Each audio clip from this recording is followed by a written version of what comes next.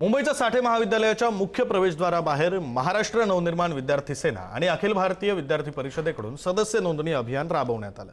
यावेळी दोन्ही विद्यार्थी संघटनांकडून एकाच ठिकाणी नोंदणी सुरू असल्याने जागेवरून बाचाबाची झाली आणि यावर अमित ठाकरे यांनी प्रतिक्रिया दिली। मुलींचा हात धरला तर आम्ही मारणारच असा इशारा अमित ठाकरेंनी दिलाय। तसंच आमच्या नादी लागू नका असंही अमित ठाकरे म्हणाले। कॉलेजच्या आत तुम्ही स्टॉल लावू नका किंवा गेटवर लावू नका। आपण सगळ्यांचा मान ठेवून बाहेर लावतो, ह्यांनी गेटवर लावला, प्लस मुलींना हात लावला, मुलींना हात धरून कुठेतरी घेऊन चाललेलं हे मला तिकडनं कळलं। तुम्ही मुलींचा हात धरल्यावर आम्ही मारणार, त्याच्यामुळे त्यांनी मार खाल्ला। माझं म्हणणं आमच्या नादाला लागू नका। तुमची मला वाटतं भाजपची संघटना आहे, तुमची एक विंग जी भाजप सत्तेत आहे, तुम्हाला पाहिजे तर उत्तम कामं करू शकता तुम्ही विद्यार्थ्यांसाठी, की तुम्ही करत नाहीयेत आणि तुम्हाला ह्या गोष्टी करायची गरज पडते। मुलींवर हात टाकल्यावर तुम्हाला मारणारच। आपले प्रतिनिधी श्रेयस सावंत आपल्यासोबत जोडले गेलेले आहेत। हा नेमका काय प्रकार होता, कशावरून वाद झाला होता, हाणामारी सुद्धा झाली का? श्रेयस आपल्याला या संदर्भातले तपशील देतील। श्रेयस, साठे कॉलेजच्या बाहेरचं हे संपूर्ण प्रकरण आहे, जिकडे खऱ्या अर्थानं मनविसे आणि एबीव्हीपी यांच्यामध्ये हा संघर्ष पाहायला मिळाला। एकंदर पाहायला गेलं तर मागच्या अनेक दिवसांपासून सदस्य नोंदणी मनविसेची सुरू आहे, मनसे विद्यार्थी सेनेची, आणि त्यामध्येच बेंच हे एबीव्हीपीने लावलेलं आणि त्यामध्ये हा राडा पाहायला मिळाला। एकंदर पाहायला गेलं अमित ठाकरेंनी संताप आपला व्यक्त केलाय की या सगळ्या प्रकरणात तुमच्याकडे परवानगी नसताना तुम्ही तिकडे बेंच लावला का, हा सगळ्यात पहिला मुद्दा। आणि दुसरा सगळ्यात मुद्दा त्यांनी उपस्थित केला तो म्हणजे मुलींना जर तुम्ही हात लावाल तर कुठे ना कुठे आम्ही तुम्हाला मारणारच। त्यामुळे आता हा राडा जो आहे तो अजून मोठा होतोय का विक्रांत, याकडे सगळ्यांचं लक्ष आहे। मात्र आपण बघितलं गेलं मनसे विद्यार्थ्यांचे हे फक्त साठे कॉलेज मधल्या गोष्टी आता बाहेर आल्या आहेत, मात्र अशा सुद्धा गोष्टी आता येताना दिसत आहेत। जिकडे जिकडे सदस्य नोंदणी सुरू आहे तिथे तिथे असा वाद पाहायला मिळतोय। त्यामुळे आता मनविसे विरुद्ध एबीव्हीपी असे एक चित्र आता उभं राहतंय का, हा सगळ्यात मोठा प्रश्न आता विक्रांत उभा राहिलाय। मात्र या सगळ्या निमित्तानं संताप जो आहे तो मनसे विद्यार्थी सेनेचे अध्यक्ष अमित ठाकरेंनी उपस्थित केलाय। आता या सगळ्या गोष्टीकडे कसं काय बाकीचे लोक पाहत आहेत त्याकडे सगळ्यांचं लक्ष लागलंय। मात्र या सगळ्यानुसार एबीव्हीपीचं म्हणणं काय त्याकडे सुद्धा आता सगळ्यांचं लक्ष लागलंय। विक्रांत, अगदी खरं आहे श्रेयस, आणि या निमित्तानं आता दोन विद्यार्थी संघटनांमधला संघर्ष हा आणखी वाढतो की इथंच थांबतो हे पाहणं सुद्धा महत्त्वाचं असेल। धन्यवाद श्रेयस दिलेल्या या सविस्तर माहितीसाठी। मुंबईच्या महापौरांच्या नावानं बनावट सहीचं पत्र, महापौर रितू तावडेंनी शिक्षण समिती अध्यक्षांना दिलेलं पत्र बनावट असल्याची माहिती आहे। माझ्याकडे पत्र आलंच नाही तर मी सही कशी करेन असं रितू तावडेंचं म्हणणं आहे। बनावट पत्राबाबत तक्रार करणार असं सुद्धा रितू तावडेंनी म्हटलेलं आहे। जो कोण आहे श्रेणिक कोटेजा, या व्यक्तीला मी कधी बघितलंच नाहीये। ही व्यक्ती कोण आहे ही मला माहिती पण नाहीये। मी शॉकिंग आहे की हे हा इतका सल्लागार म्हणून मी देते। आज मी कोणाचंही नाव देताना कमीत कमी 10 ठिकाणी फोन करून विचारते की हे तुम्ही रेकमेंड केलंय काय, कोण आहे, त्याची पार्श्वभूमी काय आहे। शॉकिंग आहे हे माझ्यासाठी। माझ्याकडे इनवर्ड पण नाही झालंय ना आउटवर्ड झालंय, हे परस्पर पत्र दिलेलं आहे। नेहा कारवे आता 10 दिवसाच्या मेडिकल रजेवर आहे। आकांक्षा माळशे तिने हे मला सांगितलंय की मॅडम तुम्हाला नेहा कारवे ह्याच्यावरती सांगतील। या ठिकाणी असं का होतंय ह्याची तर मी पूर्ण चौकशी करणारच आहे। जनसंपर्क विभागाची पूर्ण चौकशी आता मी लावणार आहे। हा जो कोण आहे श्रेणिक कोटेजा, या सविस्तर तपशील आपल्या प्रतिनिधी शिल्पा नरवडे आपल्याला देत आहेत। शिल्पा,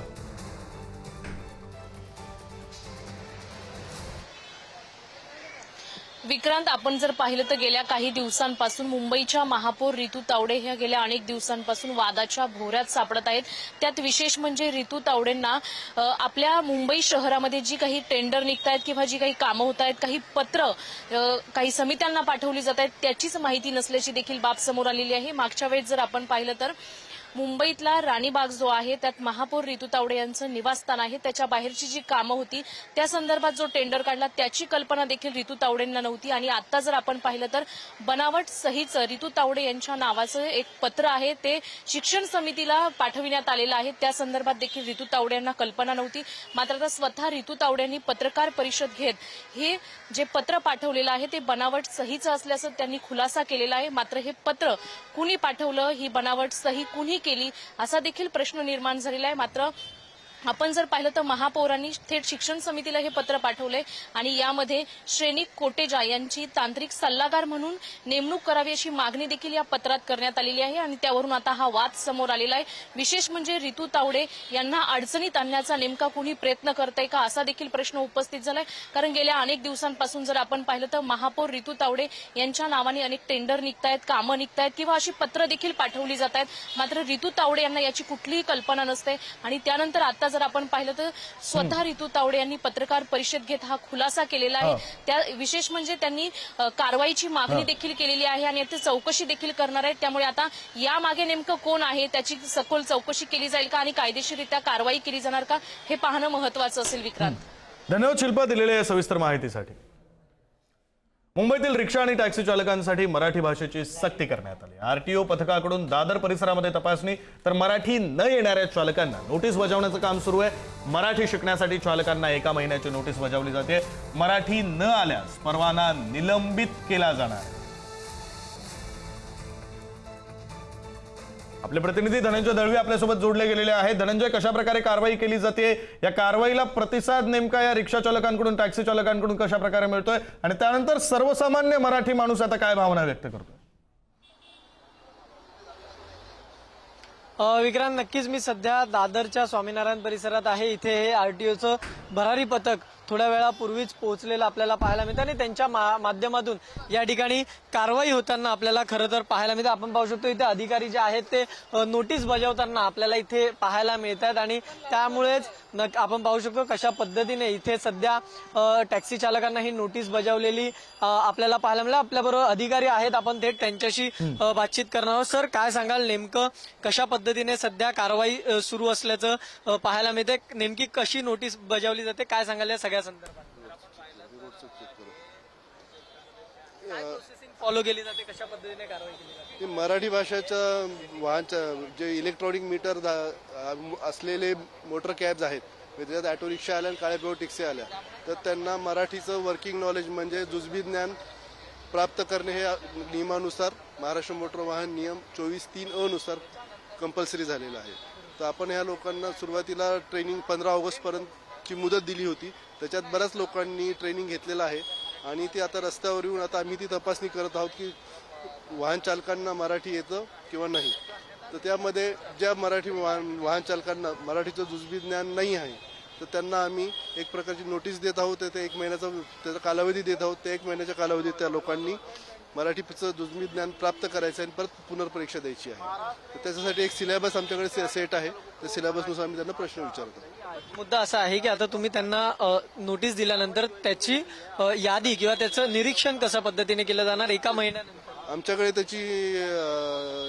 त्याचा रेकॉर्ड तयार असेल की आपण एवढ्या लोकांना नोटीस दिलेल्या आहेत, तर त्यांनी 1 महिन्यानंतर तर त्यांनी आमच्या ऑफिसला यायचंय, मराठीची परीक्षा द्यायची आहे। जर ते परीक्षा पास झाले तर मग त्यांना त्याचा सूट राहील मराठी परीक्षेच्या याच्यातून, आणि जर नाही झाली तर मग नियमानुसार पुढची कारवाई करण्यात येईल। धनंजय, प्रश्न नेमके काय विचारले जात आहेत या संदर्भातली काही माहिती आपल्याला त्या संबंधित अधिकाऱ्यांकडून मिळते का? त्या सिलेबसमध्ये काय प्रश्न आहेत? थोडे प्रश्न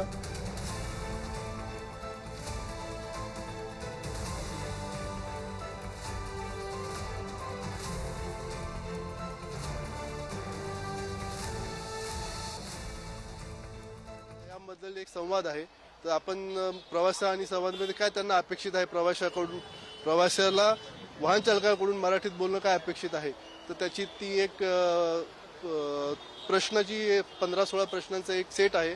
तर त्यानुसार आम्ही त्यांना ते तपासतात, तेच प्रश्न आम्ही विचारत आहोत। तर ते त्यांनी जर समाधानकारक उत्तर दिली तर आम्ही त्यांना नोटीस देत नाही आहोत आणि जर नाही दिली तर मग पुढील नोटीस देत आहोत। मुद्दा एक आहे, गेल्या तासाबरोबर तुम्ही कारवाई करताय, आम्ही माध्यम म्हणून ते दाखवण्याचा प्रयत्न करतोय, मात्र टॅक्सी चालकांना इथे अडवलं जातं, त्यांना विचारलं जाते, त्यामध्ये कॅब चालकांचा सुद्धा उल्लेख आहे, त्यांना अजून नोटीस बजावली नाही। त्यांचा अजून त्याच्यात उल्लेख नाहीये, फक्त हे इलेक्ट्रॉनिक मीटर असलेली मोटर कॅब्स म्हणजे इलेक्ट्रॉनिक मीटर फेअर मीटर असलेली म्हणजे त्यात ऑटो रिक्षा, काळी पिवळी टॅक्सी यांचा समावेश होतो। मुद्दा असा आहे, आता सगळे प्रेक्षक तुम्हाला खरं तर पाहताय पुढारीच्या माध्यमातून, त्यामुळे तुम्ही काय प्रश्न विचारतायत, कशा पद्धतीने त्यांची तपासणी करताय, एक त्याच्या संदर्भात थोडं आपण पाहूया। काय प्रश्न विचारता, कशा पद्धतीने त्यांचं उत्तर, ह्याला नोटीस खरं तर दिलेली आहे, मात्र आता ते कशा पद्धतीने त्याला विचारता आपण त्याची माहिती घेणार आहोत। हे प्रश्न त्यांच्या हातात पाहायला मिळतात, काय काय प्रश्न आहेत? आता याच्यात प्रवासी म्हणून हा वाहन चालक आहे. प्रवासी त्याला म्हणेल की मला इथून वरळीला जायचे आहे, मग ह्यांच्याकडून असं उत्तर अपेक्षित आहे, या बसा. मग नंतर आपण म्हणणार की कृपया मीटर चालू करा, तो हा सांगणार की मीटर चालू झाले आहे, म्हणजे वाहन चालक तो मराठीतच त्यांनी बोलणं अपेक्षित आहे. आणि नंतर आपण म्हणालो की गाणी लावली तर चालेल का, एक उदाहरणार्थ त्याचा एक प्रश्न टाकलेला आहे, तर त्याच्यात त्यांनी म्हणलं हो चालेल, पण हळू आवाजात केलेलं चालेल. म्हणजे त्याला मराठीतलं ते आपण बोललेलं समजलं पाहिजे. असे 16 प्रश्नाचा ही सेट आहे, संच आहे. तर यामधील त्याला आपण 3 ते 4 प्रश्न आले तरी आपण हे करतो. हा 16 प्रश्नांचा संच इथे आपल्याला या अधिकाऱ्यांच्या हातामध्ये खरं तर पाहायला मिळतो. त्यामध्ये हे सगळे प्रश्न आहे प्रवासी आणि वाहन चालक यामधले हा संवाद खरं तर इथे लिहिण्यात आला. आणि चला मराठी बोलूया, आओ मराठी बोलेंगे, अशा दोन्ही गोष्टी लिहिल्या आहेत. आणि हे पॅम्पलेट किंवा हे पत्रक आपल्याला पाहायला मिळू शकतो. महाराष्ट्र माझा, मराठी माझी, संवाद भाषा, आणि हे सगळंच आपल्याला पाहायला मिळतं. याच्यात खरं तर अजून ज्याप्रमाणे त्यांनी सांगितलं की फक्त जे मीटर आहे त्यानुसार कारवाई, मात्र यामध्ये सुद्धा आपल्याला चित्र पाहायला मिळते रिक्षा, टॅक्सी आणि ओला उबेर अर्थात जे कॅब चालक आहे त्यांच्यावर पण या सगळ्या संदर्भात जर मराठी येत नसेल तर त्यांना नोटीस बजवायची आहे. या इथे टॅक्सी चालक आहे, त्यांना आत्ताच नोटीस दिलेली आहे. काय नाव आहे तुमचं? आमचं नाव इकलाक अहमद आहे. अच्छा, तुम्हाला मराठीचं जुजबी ज्ञान आहे, मराठी तुम्हाला बोलता येते? शिकत आहे. शिकत आहे. तुम्ही जे प्रशिक्षण केंद्र आहे, क्लास आहे, ते लावले होते, तिथे गेला होतात? जी. अच्छा, काय काय शिकवलं होतं तिथे तुम्हाला? मला वरली जायचे, मीटर टाका, बसा. बरोबर. जी. आता ही नोटीस बजावली, 1 महिन्याची वेळ दिली, मग शिकणार 1 महिन्यात की काय? हा, शिकणार. बरोबर. मग आता आजपासून वाहन तुम्ही चालवताना जे ग्राहक येतील, जे कस्टमर असतील, थोडक्यात त्यांच्याशी मराठीत संवाद साधणार आहात का? हा. ही नोटीस बजावली, त्यांच्या हातात ही नोटीस आपण पाहू शकतो. त्यामध्ये त्यांचा लायसन्स नंबर, गाडी नंबर आणि फोन नंबर आणि सगळी माहिती इथे लिहिलेली खरं तर आपल्याला पाहायला मिळते. त्यामुळे आता कारवाई ह्यांच्यावर करण्यात आलेली आपल्याला पाहायला मिळते. अशा पद्धतीची ही कारवाई आहे. सर, एक प्रश्न असा आहे की ही कारवाई करताना हे 16 प्रश्न आहेत बरोबर, म्हणजे संचामध्ये किती प्रश्न जर आले नाही किंवा काय असं आहे क्रायटेरिया? आणि तसं आपल्याला त्यांच्या बोलण्यावरून लगेच लक्षात येतं की त्यांना मराठीचं जुजबी ज्ञान आहे की नाही. आता यांनी स्वतःच मान्य केलेलं आहे की धनंजय, तुम्ही बातचीत सुरू ठेवा, पोलीस अधिकाऱ्यांशी बोलत राहा, टॅक्सी चालकांशी बोलत राहा. धन्यवाद तुम्ही दिलेल्या सविस्तर तपशिलांसाठी आणि केलेल्या या बातचीतीसाठी. आपण बुलेटिनमध्ये पुढे जाऊया. मुख्यमंत्री माझी लाडकी बहीण योजनेतील लाभार्थी महिलांची संख्या ही 2,48,00,000 कमी झाली आहे आणि 1,65,00,000 आली. म्हणजेच तब्बल 92 लाख लाभार्थी अपात्र ठरल्याचं समोर आलं. माहिती अधिकारातून ही बाब उघड झाली आहे. तर योजनेचा लाभ घेतलेल्या अपात्र शासकीय कर्मचाऱ्यांकडून अद्याप पूर्ण वसुली झालेली नसल्याचा दावा करण्यात आला. होते त्याची तपासणी सीएजी करतं. एकही पैसा नियम आणि निकषाच्या बाहेर जाऊन देता येत नाही. आपण योजना सुरू केल्यानंतर कोणाला त्रास होऊ नये म्हणून योजना सुरू केली, कारण इतक्या मोठ्या प्रमाणात तपासणी करणं हे महिन्या, 2 महिन्यात, 4 महिन्यात शक्य नव्हतं. त्यानंतर आपण तपासणी सुरू केली. KYC हा त्यातला महत्त्वाचा मुद्दा होता. ज्या लोकांच्या लक्षात आलं की आम्ही नियमाच्या बाहेर त्या ठिकाणी लाभ घेतलेला आहे, त्यांना वारंवार संधी देऊन त्यांनी KYC केलं नाही. 1,65,00,000 बहिणींनी KYC केलं. त्यामुळे त्या पात्र ठरल्या, त्यांना रेग्युलर कुठलाही खंड न पडता पैसे मिळत आहेत. आपले प्रतिनिधी संदीप राजगोळकर आपल्यासोबत जोडले गेलेले आहेत, सविस्तर तपशील देत आहेत. संदीप. विक्रांत, प्रामुख्याने बघायला गेलं तर 2024ची निवडणूक महायुतीनं लाडकी बहीण योजनेवरूनच जिंकलेली होती. भाजप असेल, अजितदादांची राष्ट्रवादी काँग्रेस असेल आणि शिवसेना असेल, या तिन्ही पक्षांकडून प्रामुख्याने ही घोषणा करण्यात आली होती. त्याचा लाभ अनेक महिलांना मिळाला होता. मात्र आता RTI मधून ही माहिती उघड झाली आहे की जवळपास 92 लाख महिला ज्या आहेत त्या आता अपात्र ठरलेल्या आहेत. त्याचं मुख्य कारण जे आहे ते KYC देखील आहे. आणि त्याचबरोबर महत्वाचं, यामध्ये काही टॅक्स पेयर महिला देखील होत्या, काही पुरुष कर्मचारी जे होते, पुरुष जे देखील होते ज्यांनी या योजनेचा लाभ घेतला होता. आणि सगळ्यात महत्वाचं, सरकारी कर्मचारी महिला पुरुष देखील यामध्ये होते. आता जरी मुख्यमंत्र्यांनी म्हटलं असलं तरी कारवाई मात्र अजूनही म्हणावी तशी झालेली नाही. मुख्यमंत्र्यांनी सांगितलं की इतक्या 3-4 महिन्याच्या कालावधीमध्ये हे सगळं शोधणं किंवा या थेट कारवाई करणं शक्य नाही. मात्र महत्वाचं हेच आहे की गेलेले पैसे परत आणणार का, सरकारी तिजोरीमध्ये हे सगळे पैसे परत जमा होणार का, हा सगळ्यात महत्वाचा प्रश्न आहे. आता जर बघायला गेलं तर 2.48 कोटी ही संख्या होती आणि आता ती 1.65 वर आली आहे. त्यामुळे 92 लाख महिला या आतापर्यंत अपात्र ठरलेल्या आहेत. त्यामुळं यामध्ये ग्रामीण भागातल्या महिलांचाही समावेश आहे आणि शहरी भागातल्याही महिलांचा समावेश आहे.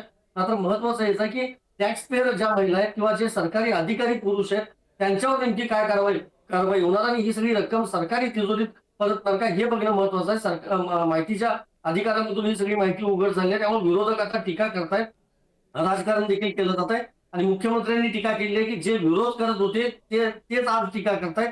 मगरमच्छ के आंसू असं खरं तर सकाळी मुख्यमंत्र्यांनी माध्यमांना दिलेल्या प्रतिक्रियेमध्ये म्हटलंय. त्यामुळे आता विरोधक याच्यावर पुन्हा रान पेटवण्याची शक्यता आहे. पण महत्वाचं हेच आहे, हा पैसा पुन्हा सरकारी तिजोरीत जमा होतो का हे बघावं लागेल. विक्रांत. धन्यवाद संदीप, तुम्ही दिलेल्या सविस्तर माहितीसाठी. काँग्रेसनं वंदे मातरमचे 2च कडवी गाण्याचा घेतलेला निर्णय हा देशविरोधी आहे अशी टीका गृहमंत्री अमित शहांनी केली. काँग्रेसनं पुन्हा एकदा तुष्टीकरणाचं राजकारण सुरू केलंय.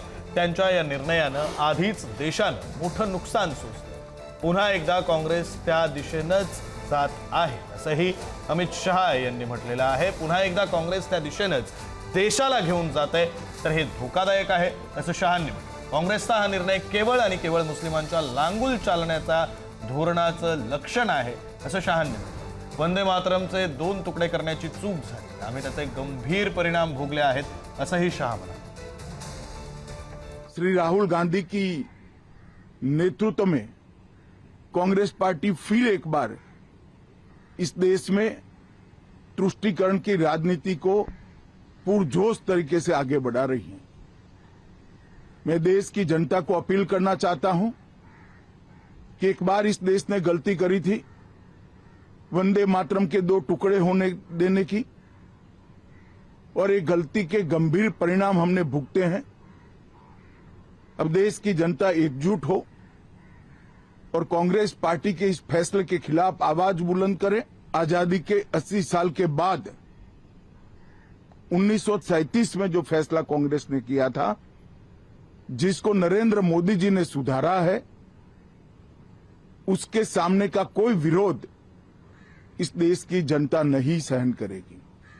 भारतीय जनता पार्टी कांग्रेस पार्टी के इस फैसले की कड़ी निंदा करती है और हम इसका जनता के बीच में और विधायी सदनों में भी पुरजोश विरोध करेंगे. राज्यातल्या एसआयआरच्या वेळापत्रकामध्ये पुन्हा बदल. अंतिम मतदार यादी 4 नोव्हेंबरला येणार. विशेष सखोल पुनरीक्षणचा पहिला टप्पा पूर्ण झालेला आहे. 27 ऑक्टोबरऐवजी 4 नोव्हेंबरला मतदार यादी प्रकाशित होणार आहे. केंद्रीय निवडणूक आयोगाकडून नवा कार्यक्रम जाहीर करण्यात आलेला आहे. एसआयआर प्रक्रियेतल्या दुसऱ्या टप्प्यातली प्रारूप मतदार यादी 31 ऑगस्ट रोजी प्रकाशित होणार आहे.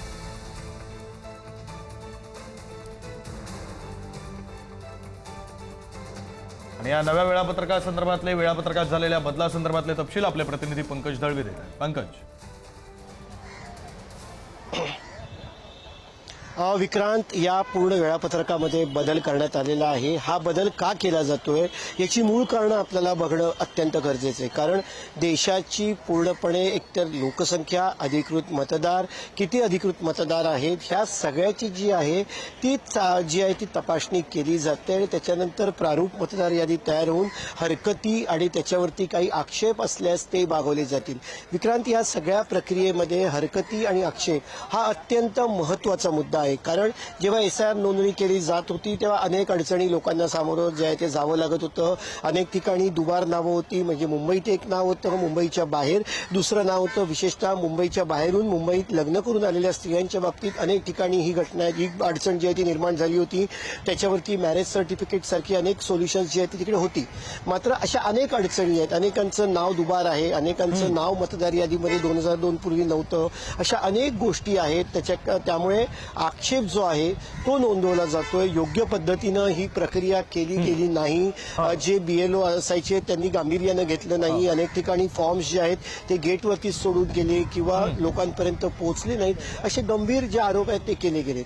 त्यामुळे स्वाभाविक आहे जेव्हा हरकती आणि आक्षेप मागवले जातील तेव्हा हा हरकती आणि आक्षेपांची संख्या मोठी असणार आहे. त्यामुळे त्याच्यावरती जर का सोल्युशन शोधायचं असेल तर थोडासा वेळ लागणार आहे. त्यामुळे अगदी खरं आहे पंकज, आणि त्या संदर्भातले तपशील वेळोवेळी तुमच्याकडून घेत राहू. तुर्तास धन्यवाद दिलेल्या माहितीसाठी.